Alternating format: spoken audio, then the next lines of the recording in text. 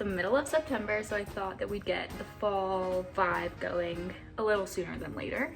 I had the urge just to try new things and create some favorites in our household, food, snack, treat-wise, and they're all like super fall coded, I'd say. This is so funny. My friends are probably dying laughing because if you know me, there's a stigma that I don't know how to cook and nothing really goes my way in the kitchen. Whenever I was living on campus, I didn't really cook per se. I ate really well, but I just prepared a lot of foods, and like if it was chicken, I would get already cooked frozen chicken from Trader Joe's and then just like air fry it or things like that. Or I would eat like turkey and like cold turkey.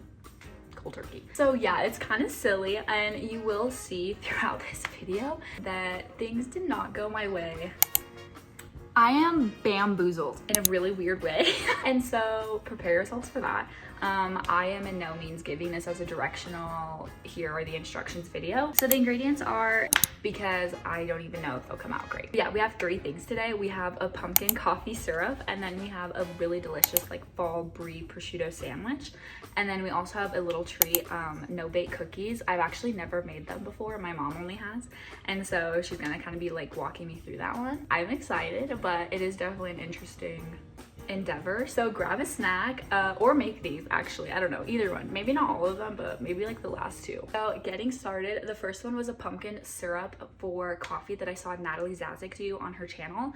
There's so many recipes on Pinterest, but I saw this one first and I just copied it, and then I just quartered it because I didn't want to make so much. So the recipe calls for a cup of pumpkin, a cup of maple syrup, and then 1 cup of water with half a teaspoon of salt, and then 1 teaspoon of pumpkin spice, cinnamon, and vanilla. So I just quartered it all. So instead it was like 1/4, 1/4, 1/4, 1/8, and then like 1/4 teaspoons. And I actually just had all of these things lying around my house, so it was like super easy to put together, and it literally took me probably like 5 minutes, if that. I would also like to preface that I've never made a coffee syrup in my life, ever. So hopefully it turned out okay. I feel as though I might have heated it up for too long because I was like Googling how much I should heat it up for while it was like heating up. So I think that was my bad.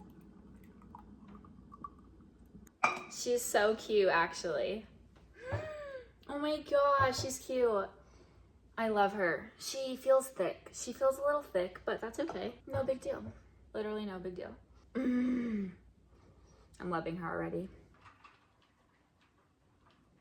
So I changed into jeans just to match the fall aesthetic a little more. These are just literally thrifted ones that I found at Goodwill. Let's do a little taste test. It smells fire. These camera angles are low-key gonna be all over the place because I can't decide what looks better. My kitchen has amazing lighting, but it's very hard to get to the good lighting because it's kind of like a loft situation. So yeah, don't mind that. We have a wet jar because what is more fall than a weck?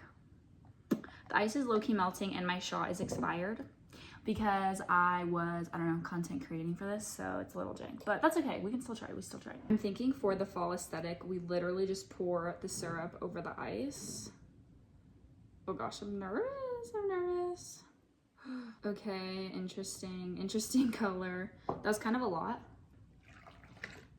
Okay, espresso and some milk next. Just some oat, obviously. Stir, stir, stir. And now we try. Okay, I like the dark color that the syrup is giving. I'm really nervous.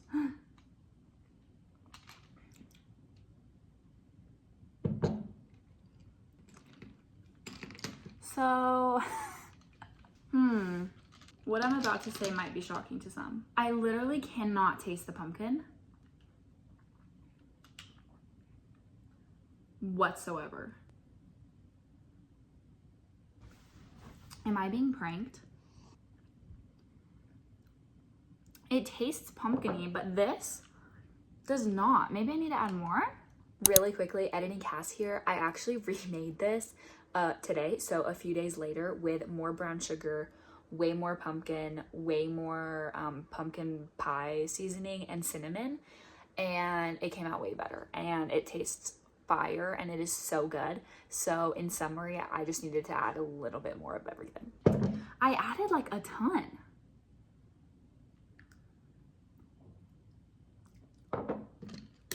I am bamboozled. Maybe I put too much milk to drown it out. Either way, I needed a second latte for the day and I haven't had lunch, so let's make a sandwich. Me and my mom call it mystery lot sandwich because one day I was craving a bunch of different things and I just put them all into a sandwich, and that's kind of like what came out of it. I'm sure it's like nothing new, like I'm sure many people have made it. A deal breaker with the sandwich has to be sourdough bread, and another deal breaker is that my mom makes sourdough bread at home. She's been doing it for years and it is the best bread I've ever eaten in my life. And this truly makes a sandwich, but I have tried it with like other bread and it's still good. It's just not as great. So sorry to rage bait you all, but you're gonna need some prosciutto, brie cheese, obviously some mayo, and I mix fig and raspberry spread jam.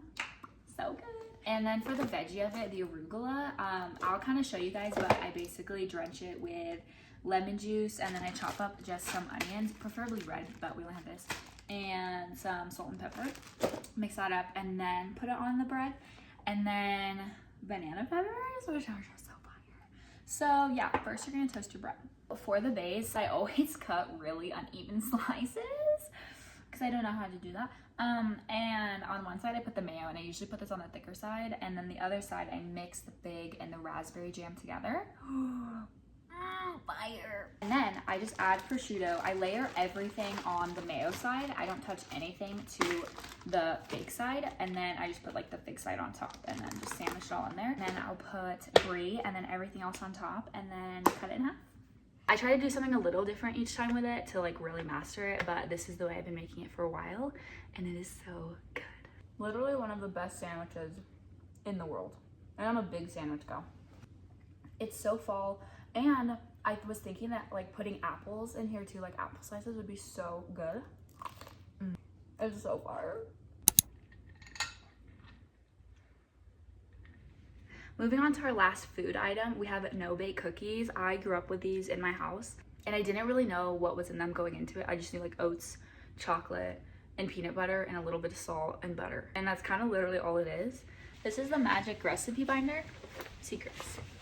So the ingredients are 2 cups of sugar, 4 tablespoons of cocoa, a stick of butter, half a cup of milk, 1 cup peanut butter, 1 tablespoon vanilla, 3 cups of oatmeal, and that's it. You basically just boil it all together and then add the oats in last and then put them on parchment paper and then let them cool.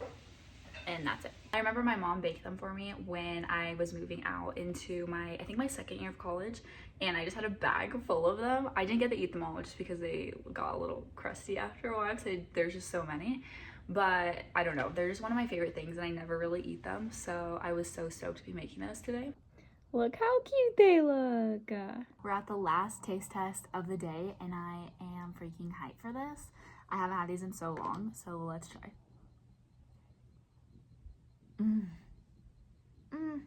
Hummingbird. Fire. They're still a little warm, but so good. If you don't like chocolate or peanut butter or oats, I think you'd hate it. So if you stuck with me this far and saw all the little shenanigans, or maybe just one really big confusion, I'm still super lost on what happened with that. But yeah, I'm really excited. I really want to do like more fall videos. So living in New Mexico kind of gives me the opportunity because we just get all the seasons. So hopefully you guys see more of that and I get to do a little bit more of some fall hobbies. But yeah, I'll see you guys so soon. So if you guys try any of these, please let me know. And if you figure out the pumpkin situation, please tell me. I almost feel like pranked. So yeah, okay, kisses, bye.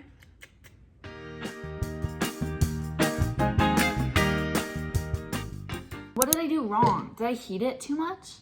Like, did the pumpkin literally like evaporate?